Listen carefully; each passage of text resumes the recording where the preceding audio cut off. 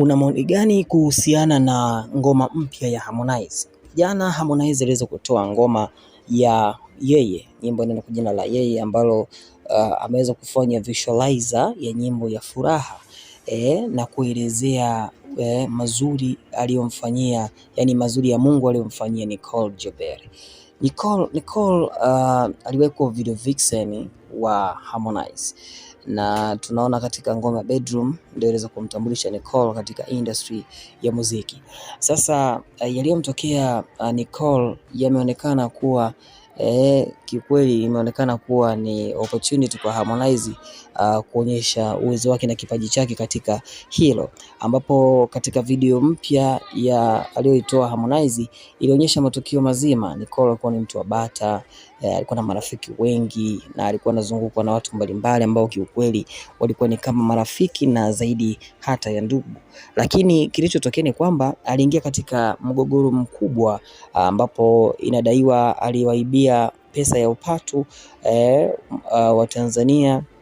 Baadhi ya watu ambao anakuwa anachezesha mchezo wa upatu alikuwa anadaiwa kama takriban milioni 100, na baada ya kesi hiyo kupelekwa mahakamani, Nicole kwa bahati nzuri akaweza kufikia masharti ya dhamana na kuweza kesi na kuweza kuisha.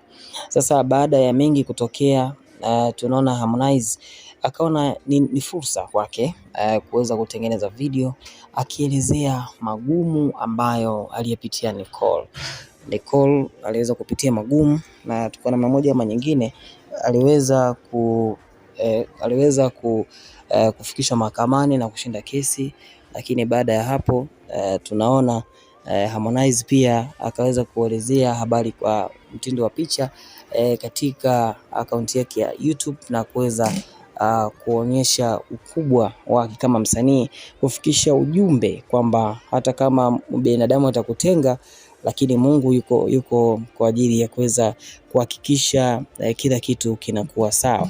Kwa hiyo kwa upande wa Nicole ameonekana katika hiyo video akiwa amevaa mavazi kama ya sister na pia akiwa amezungukwa na watu ambao kiukweli wakiwa wamevaa mavazi matakatifu huku wakiimba kwa pamoja, na kiukweli ngoma hii imeonekana kuwa nzuri sana. Na kwa ujumbe wa Harmonize alisema kwamba a powerful and vulnerable expression that dives deep into the emotion, highs and low of life from moment of pain, addiction and loneliness.